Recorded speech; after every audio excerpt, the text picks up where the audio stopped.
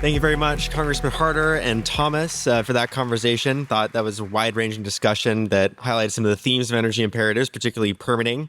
We're excited this morning for a number of other exciting sessions on permitting, including this next one. The next session is going to be on building pipes and wires, but also focusing on broader permitting conversations. And we're really excited to be joined by two of Congress's leading advocates for permitting reform. Chris Barnard, president of ACC, will be joined by Senator Alan Armstrong, who represents the state of Oklahoma, for this conversation. Senator Armstrong was just sworn in March to represent the state of Oklahoma in the Senate. And as far as I'm aware, he's the only member of Congress who has such major experience as an energy CEO. He served in this position at the Williams Company. Senator Armstrong and Chris Barnard will be joined by Representative Scott Peters of California's 50th District, who has distinguished himself as a major permitting champion as well. He's worked on bipartisan legislation on permitting reform, including the Certain Act, the Speed and Reliability Act, and the E-Permit Act, which just passed the House. We're excited to also be joined later today and immediately after this panel by Senator Joe Manchin, who will be kindly joining us in conversation with Thomas Hochman of FAI, Pavan Venkatakrishnan of FAI as well. And then immediately after that, we'll be joined by a number of AI hyperscalers, including representatives from Google, Anthropic, and Meta, on conversations on powering AI. And then later this morning, we'll close out with the Honorable Jacob Hellberg, Undersecretary of State for Economic Affairs, in discussion with Austin Bishop at the New American Industrial Alliance, this just being a small sample of the programming ahead today. Thanks very much again for joining us. Please welcome the panelists to the stage. Awesome. Thank you, Isaiah. I'd like to start by acknowledging your staff. I think you have some of the best staff on the Hill, both of you. And I'm not saying that because they gave me permission to push a little bit today and to try and make this a very substantive panel. I think we've talked about permitting reform for years now in DC. I think sometimes we've tended to go around in circles a little bit, but it does feel like we're entering a moment where we can maybe get something beyond just talking. So I'm excited today to, with the permission of your staff, push a little bit, see where we can land, try and raise the level of ambition here. You don't have to ask my staff. Well, it probably came from you, so I appreciate that. But yeah, let's start with a softball, I guess, and we'll go from there. But how do you both respectively feel about the state of permitting negotiations right now? Well, I would just say I think a lot of great work has been done by the House. And that's kind of starting to pile up and get a little ripe from my perspective, in that, at the Senate level, a lot of things are piled up there that we really need to attend to. So I do, if I look at it in, from a broad perspective, I think the House has done a really nice job of dealing with, in a lot of different bills, but in dealing with some of the really important and pertinent issues that are out there. I think in the Senate, I think there's a strong desire on the moderate Dems to get something done, and I hear that on a regular basis. And I think it's going to be a question of what kind of momentum it takes to bring that around a leadership that may not be interested in getting anything positive done right now. So, and I don't say that with, some partisan perspective. It's just an objective perspective that I'm recognizing now.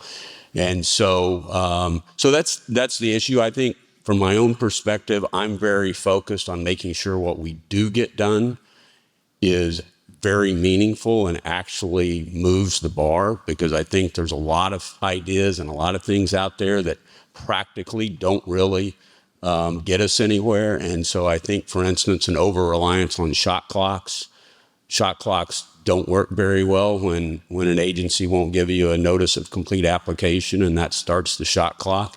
So there's a lot of things like that if you're, in a business of writing law and you're not in the business of actually getting the projects done, they look really good on paper, but having a lot of experience with those in the past. So I think there's some pragmatic issues like that we need to bring to bear on the law as it's written. So that's kind of my overview on it. I think we're in a really good place, and I would say we haven't gone around in circles. We've tacked, but we've made a lot of progress. And among Democrats, I think a lot of what would have been considered third rail stuff 5 years ago is now part of our thinking. And a lot of this reform, I think, comes from two things. One is we did a lot of putting money in the bank with the Biden administration that didn't get into the ground. And, around telecommunications is the most famous one. 80 or $43 billion dedicated to closing the digital divide. Not one project done. And so I think there's a lot of frustration about that. And the other thing is on the energy side, there's 2,600 gigawatts of energy in the interconnection queue wants to be hooked up, and 95% of it is clean, non-emitting. I'm sorry. I mean, be careful because my natural gas friend here is non-fossil. And I think what I'm trying to get across to people, and I think people are starting to realize, is that we are in our own way. What we want to have happen is being prevented by laws in the 1970s that were well-meaning for the moment and maybe match the moment of slowing things down. But today we've got to build offshore wind, utility-scale solar, hydrogen pipelines, transmission to even contemplate an energy transition. So I think there's a lot of change in people's attitude and openness to this among Democrats. Not that there's a majority, but I think pretty substantial number that would get us a really good bipartisan vote if we can get a good project, a good package. And I agree with, first of all, it is great to have Alan Armstrong in the Senate now because his expertise, I love what he said about shot clocks just now, he calls it as he sees it. He's only got a year here. He's made it his goal to do permit reform. And he's got on-the-ground experience that helps inform the whole process. We do have a really good product on NEPA out of the SPEED Act. We've got a lot of work on the shelf from Manchin Barrasso on transmission, which had bipartisan support in the Senate. And we've got some concerns around certainty on the Democratic side. We've got a good bill on that. I think that's endorsed across the industry, not among the NGOs. And, I think we're really set up to have a big win this year.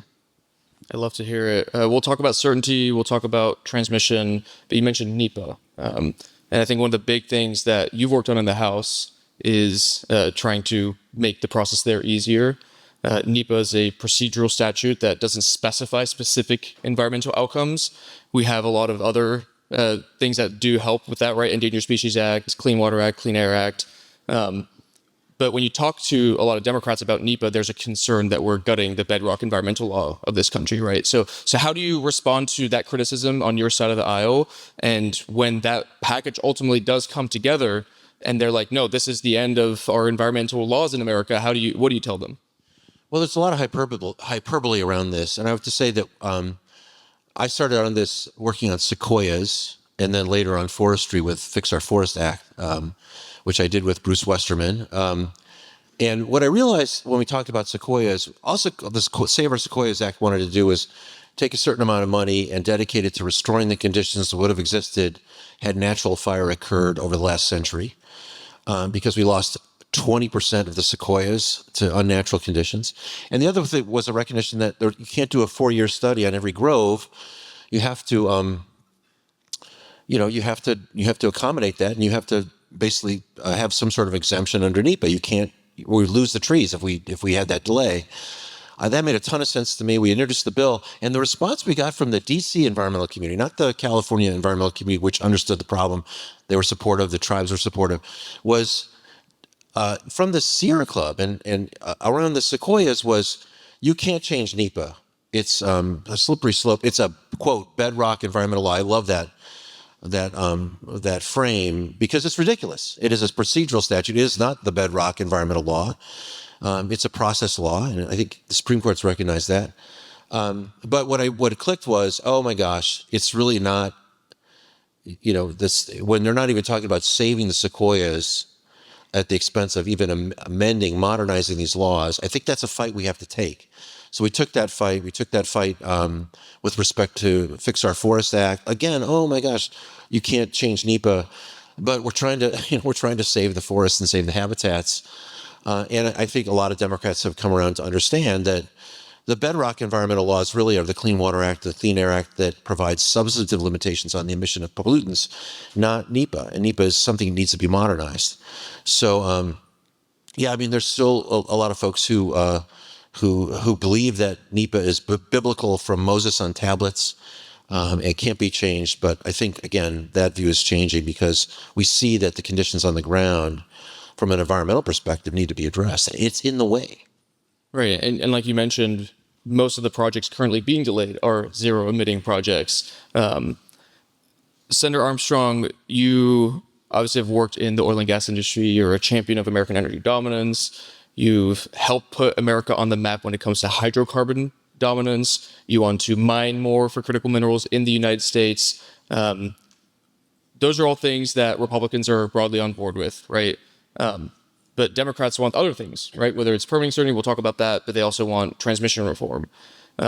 How do you respond to your colleagues that are concerned about the transmission side of this, that they might view as undesirable, as a trade-off with some of the other things they could get, right? Clean Water Act reform, ESA reform, NEPA reform, judicial review, all of those things. Like, how do you think about those trade-offs within your conference? Yeah, I don't think this is, I think it's overcomplicated by that question. The permitting that we're working on ought to be focused on making it easier to site linear infrastructure, no matter the energy source. It ought to be focused on siting infrastructure in a way that does it in a way that damages the environment directly as least as possible. It shouldn't be trying to deal with greenhouse gas emissions. It shouldn't be trying to deal with broader, bigger issues. Though we need laws that are independent laws that focus on that issue. But the concept of trying to manage the broader climate change issue via the permitting issue is exactly why we're in such a difficult situation. But really, if the focus that we had from both sides of the aisle and from both the House and the Senate, if that focus was, let's make sure that we're not standing in our way of being able to build infrastructure in a way that does it in an environmentally friendly way as possible, I don't think this would be that difficult. And I do think that we're getting to Congressman, I think we're getting closer to that perspective of people realizing that, hey, this isn't working out good for anybody. And we really need to focus on getting permitting done that sites infrastructure. And that really is what it's about. As to the NEPA issue, I find it fascinating. I spent yesterday while I was sitting presiding, I sat and read the latest elements of the housing bill. You know how many times in there it says we're going to waive NEPA? In the housing bill. And so our answer to not actually dealing and straightening out NEPA on bills that we want is to waive NEPA. That is no way to actually run an environmental policy and process. And so I think people are starting to realize how many times NEPA is in the way because of what we've converted it into, not because of what it started off to be, but because of what we've turned it into. So allow me to go an inch deeper on what you mentioned, and let's take the climate conversation completely out of this. Let's take emissions out of this. I fully agree with your point that we should not allow politics to dictate the specific ways that we look at particular sources of energy. But I think the reality is that is what we are doing, right? And so as I'm curious, within the realm of what is happening specifically on pipes versus wires, right? Because I think it's no surprise to anyone, Republicans we want more pipes and Democrats we want more wires. And regardless of the particular reasons why they want that, right? Climate versus energy dominance, it feels like this a little bit of gridlock right now, right? Because to some extent you have to have a little bit of a trade there, and you want your conference to be able to have a win on wires and you want yours to have one on pipes. Just to be clear, I honestly want to win for any and all linear infrastructure. I truly do. I do not think the right answer here is to just get it better for pipes than better for wires. Would you say you're the only, one of the only voices on the Republican side that specifically is want all of it, or how do you think of the dynamic? No, I don't think I'm the only. I do think that people that really are paying attention realize how critical the situation we've got ourselves in, and how important it is that we allow ourselves access to our energy, whether it's higher and higher utility bills because of constrained resources, or because of our lack of ability to grow to meet the demand on AI and modern manufacturing. Either all of those things have got to be dealt with. And so I actually don't think I'm solo on that. So what kinds of transmission reforms, and look for both of your thoughts on this, what kinds of transmission reforms do you think will be enough to satisfy Democrats, but also have enough Republicans that are happy with it to actually get a deal done? I mean, I think you're talking to two people who want to solve the problem. We have to figure out how to make the grid more reliable, more secure, and about triple the capacity of it. I don't think there's a lot of dispute about that within the industry. So that's my goal. And I think, you have to figure out how to plan it, how to permit it, how to pay for it. And I do say, I think the Manchin-Barrasso, the EPRA bill, did a lot of that work in a way that was supported, I think, 15-4 in the Senate committee before it came out of the Senate. So, I appreciate people from the outside really trying to push it into a political frame, but I don't think the answer is going to come out of that way. I think it's really about people sitting down and just trying to solve the problem. How do we meet the moment in terms of what the country needs? I do think that the fact that we're going to see an increase in demand for energy like we haven't seen it in a long time, we're going to see that coming, is helping to push us toward those answers. But I don't think that at least from my discussions, I don't feel like the conversations around Republicans get this, Democrats get this. Because I think also, I think the Democrats are open to some of the pipeline reforms as well, because that would solve the problem.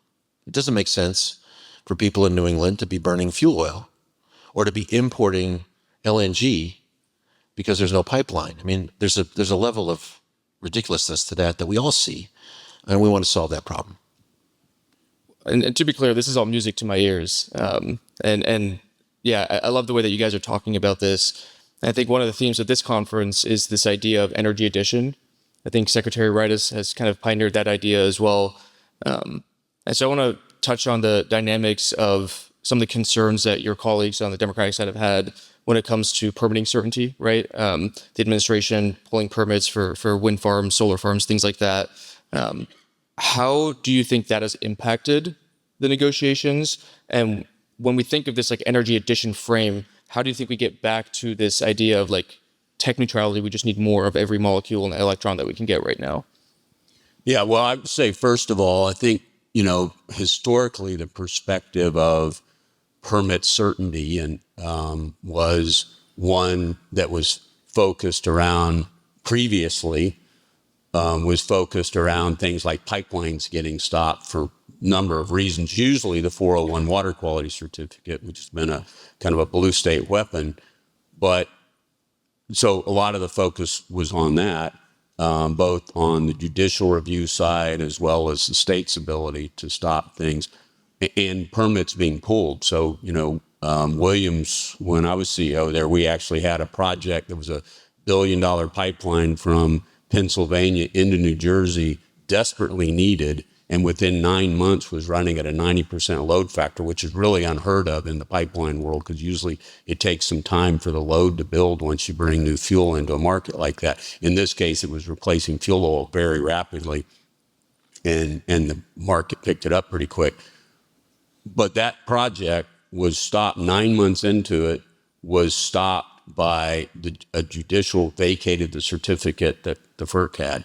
So this issue of certainty previously was thought to be on one side, and now you've got the certainty problem on wind and solar. None of that is good for our country. In fact, if you actually could calculate that number, and I'm sure there's some think tanks that have done this, but if you think about how much capital and how much you're driving up the cost of capital into building infrastructure, that is crippling for our country. So I think the concept of getting certificates pulled on projects is a really bad idea for our country.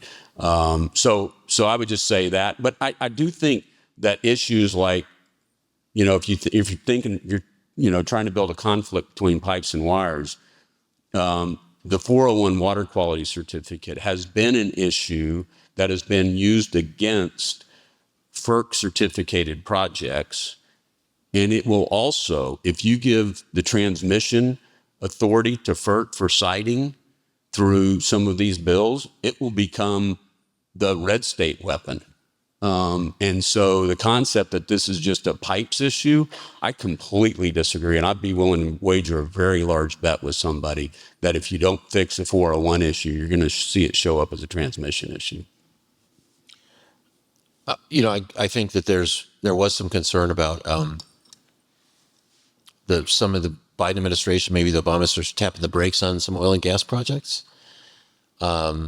It's nothing like pulling the plug on something under construction that's got a permit. I mean, I guess that is what you're talking about. But what we saw with Revolution Wind, pretty shocking. And also spending $1 billion to buy back a lease from Total that they were going to use that they paid for to use to generate energy.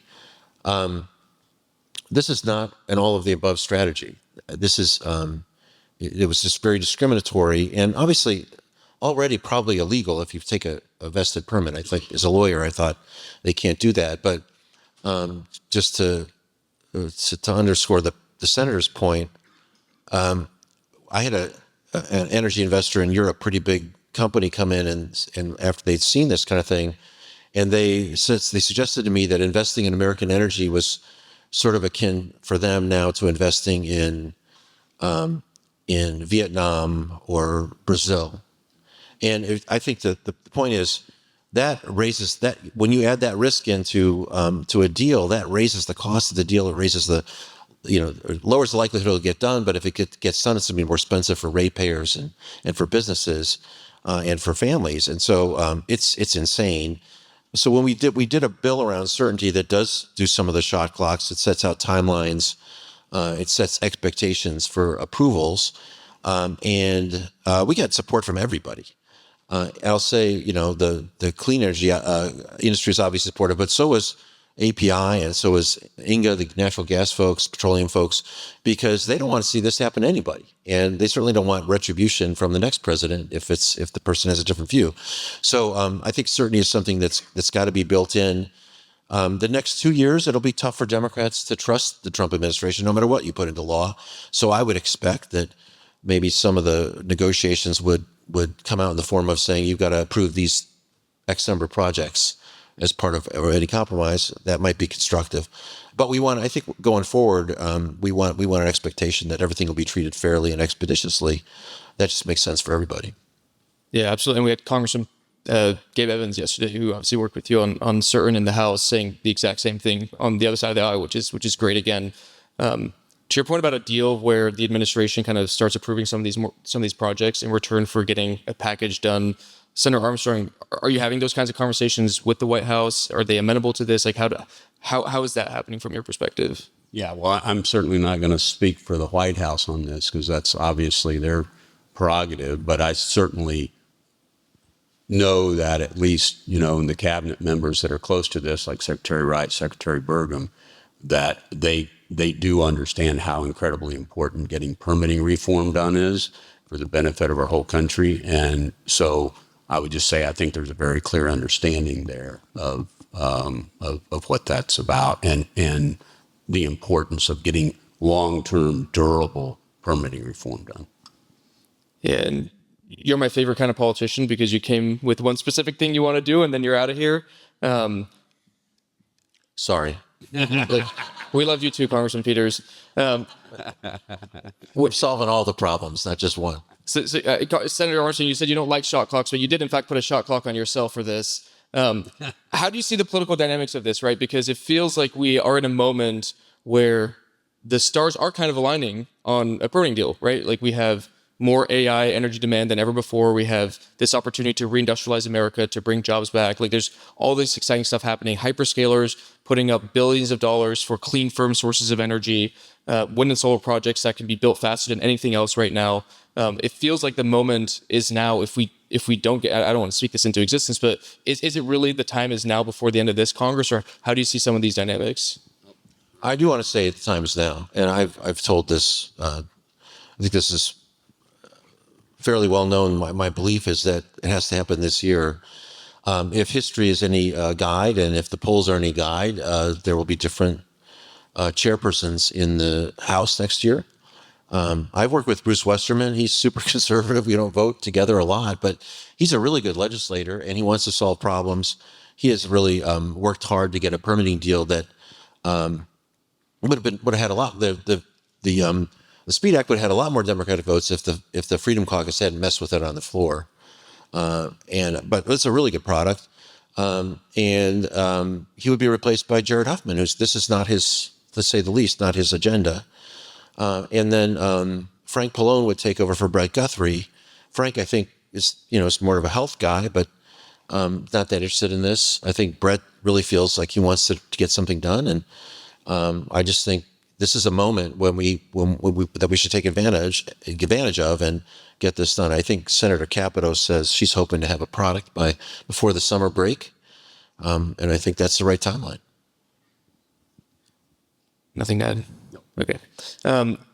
It feels like we have a lot to lose, right, for both sides. If we don't do this, the administration is really all in on this kind of new AI, industrial revolution. Your colleagues on the Democrat side of the aisle, I think, are starting to recognize that, for example, a lot of the money that came out of the IRA was not going to be able to go to projects because they couldn't get built, right? What was that Yale study that 90% of the emissions reductions of the IRA, which is ostensibly the goal of it, would not happen without permitting reform. So do you feel like that's penetrating with some of your colleagues, right? Like the idea that clean energy really disproportionately will stand to gain. And we know obviously all kinds of energy will win. I don't want to pit them against each other here necessarily, but understanding kind of the dynamics on the Democratic side of the aisle, is that narrative starting to gain traction more and more? Enough, I guess? I think so. I think we learned from the election that when affordability is such a big concern, people aren't that worried about climate. But those of us who are concerned about climate should appreciate this fact. The market wants to deliver the results we want, right? As I said, the interconnection queue is backed up with renewable energy. And if you look at China and Texas, by the way, not known for being climate action warriors, 2 years ago, climate had this energy mix. This is what they built. They built 90 gigs of coal, which is a lot, but that's what they have. They built 80 of wind, and they built 227 gigawatts of solar. Okay? You see in Texas, Texas is leading in solar and in wind. They have the closest to a free market for energy that we have in the country. So I think for environmentalists who feel like they can't talk about climate before elections, fine. Just get out of the way, and the results you want will come to us. That's what the market is trying to bring us. We should appreciate that's happening at this moment. And I think more and more people are recognizing it's still hard to be yelled at on Twitter and be called names, but most of us came here to solve problems. This is a huge opportunity to get what we want, and we should take it. You mentioned the dynamic between kind of the DC insider groups and then the people in the real world. It feels kind of like maybe whoever's loudest is going to help swing this one way or another. Do you feel like the pendulum is shifting so that the people in the real world, right, the voters that, like you said, they care more and more about affordable, reliable energy than they do about kind of abstract, idealistic goals? Do you think that is starting to win out versus some of the louder voices that might try to yell at you on Twitter? Nobody cares about permit reform. If that's not a thing you're going to put in your campaign mail. But they do care about making the government work. They're frustrated that stuff takes so long. We don't seem to be able to do great things as a country anymore. This is really foundational to that. And I think if you have the chance to explain that, people are very supportive. And I also think the other thing is people want the government to work. They don't like going to sleep worrying about everybody being angry with each other. I have found that good policy and actually getting things passed is also good politics. And I outperform a lot of people because I'm able to say, listen, I go to get stuff done. I do get stuff done. I think we would all benefit from that here. Yeah, I would just say, this issue of it, this is not a sexy political issue. I completely agree with that. But what is a hot topic is people's energy prices, whether that's utility bills in Massachusetts and New England that have been cut off from some of the lowest cost supplies in the U.S. and are burning fuel oil not just burning fuel oil for heat, but they're burning a lot of fuel oil for electricity. And so talk about backfiring an environmental policy. But here's the problem. People have not made that connection. When utility bills first started going up, the left said, well, it's because climate change, because it's hotter now, and that's why your bills are higher. That's amazing to even make that stretch. Is pretty incredible. The second was, well, now the reason they're higher is because the president cut the subsidies out for wind and solar. And that's just not how our energy systems work. They don't work that fast. The permitting reform is not going to solve problems tomorrow, but it is in the long run. And I think that is, despite the fact that there's this, immediate gratification push on everything political, it really is up to political leadership, from my perspective, to make those connections for people. The reason your utility bills are high isn't because we don't have a tremendous amount of resource in our country. It's because we're allowing people to stand in the way of building the infrastructure. That is why this has become a hot political issue. If you think, there's a big gasoline pipeline, refined products pipeline called Western Gateway, trying to get built from the mid-continent, where there's very low price gasoline on a relative basis, into Arizona, that would displace gasoline back into California. It'll be interesting to see how people respond to that, but you can't keep saying the number one thing is high gasoline prices and not be willing to invest in the infrastructure that helps solve that problem. Everybody should help Alan get this stuff to the Senate floor, please. I love it. Senator Armstrong, you're one of the few people in Congress who's been on the other side of this permitting regime, so you know what you're talking about. Congressman Peters, you've been a total champion for these issues. Gentlemen, we wish you the best, and thank you for your time. Thank you very much. Thanks.